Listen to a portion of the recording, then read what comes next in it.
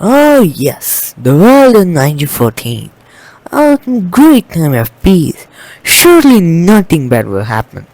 Well guys, look at this. We can assassinate the heir to Austria-Hungary. Let's do that. Well, this is awkward. Why? Well, I shot some police cars. Hey, me too.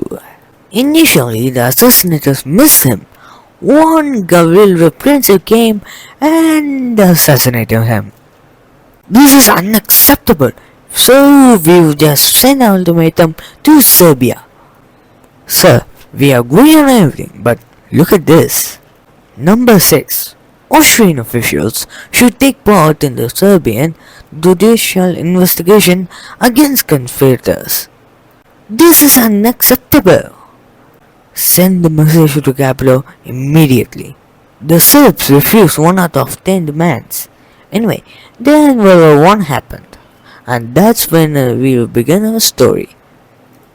Okay, look at this. We will blitz France, then we will blitz Russia. But this is outdated. I think I heard something. It's probably just a wind. Germany pushed through Belgium and reached France, and there is stalemate.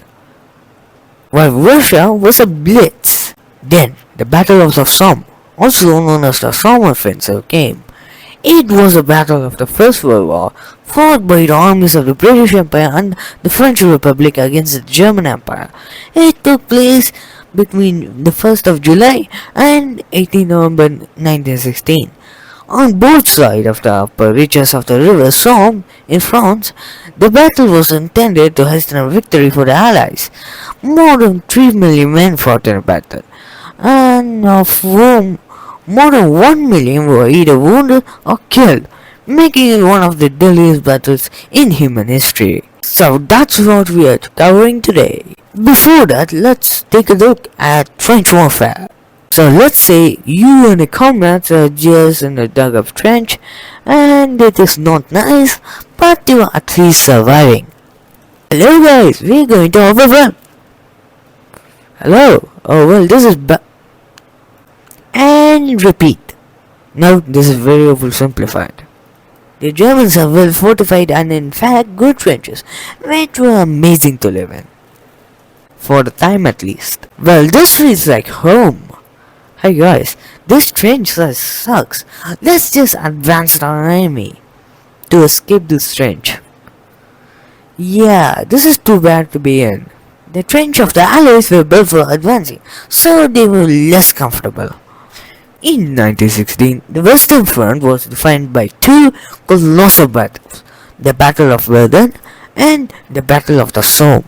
The Battle of Verdun was aimed to bleed France, but it was just a stalemate. Over 300,000 died on both sides for no gain. Anyway, let's cover the Battle of the Somme.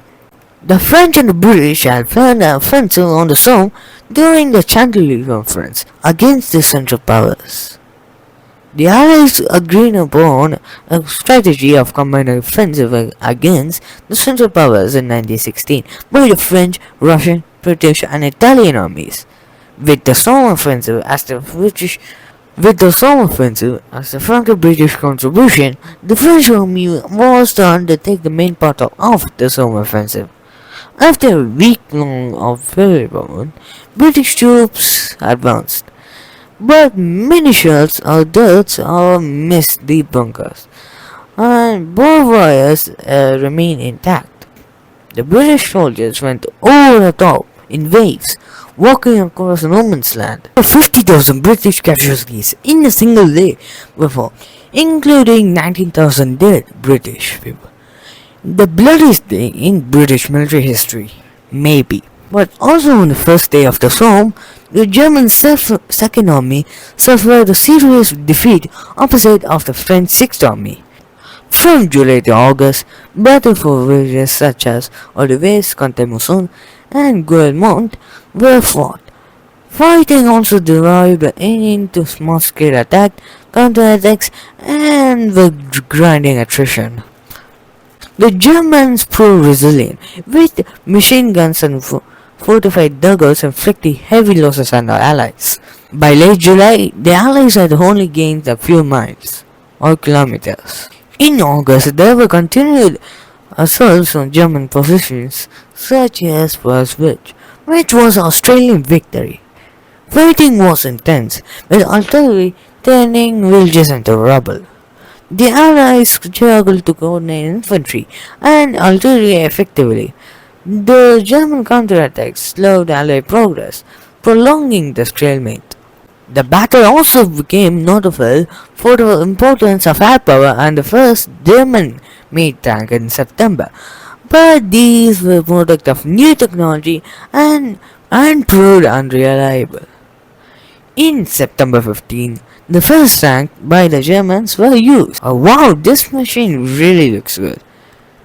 Hey guys, check this out. The Germans are building this random metal thing. Hey, what are they laughing about?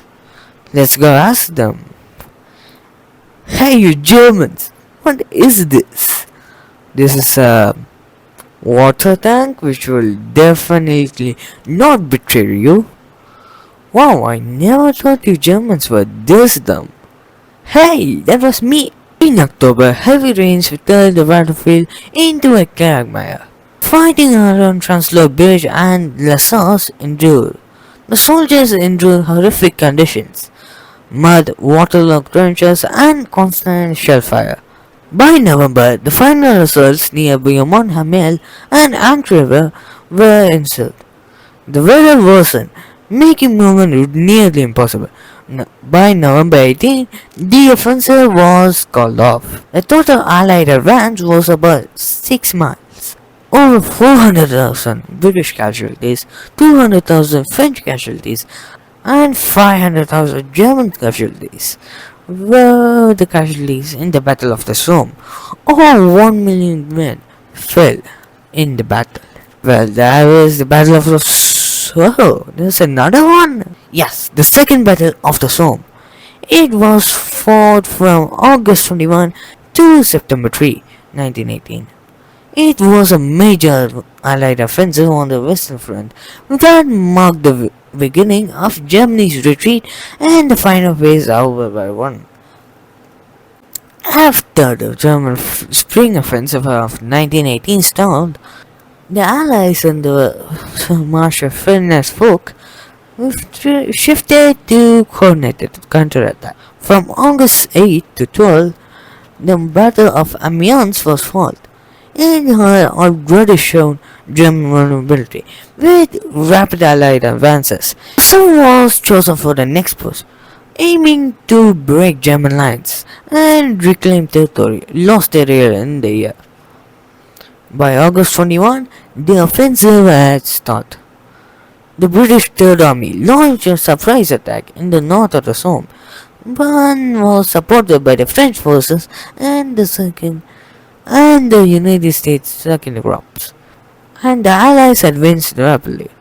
The German defenses were weakened by exhaustion and shortages, and they collapsed in several areas. August 22 to August 26, the British Fourth Army joined the attack, which widened the front. The villages and ridges along the Somme were recaptured by the Allies. The Allies used combined armed tactics. Artillery, tanks, infantry, and aircraft were working in coordination. From August 27 to August 31, the Germans retreated.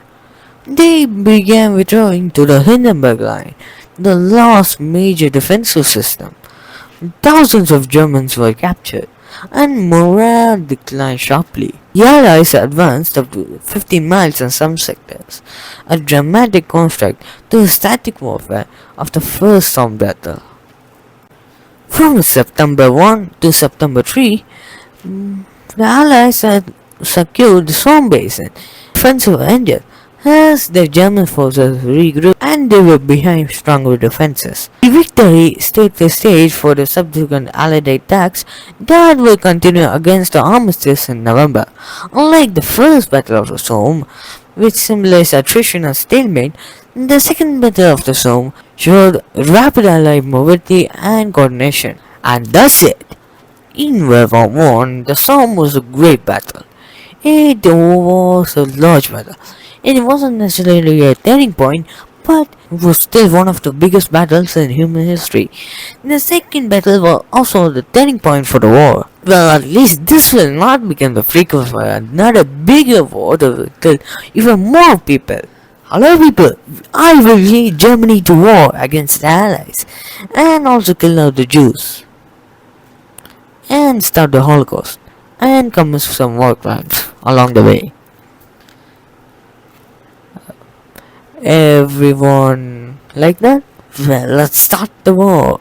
But first, vote for me. Okay, maybe I was wrong.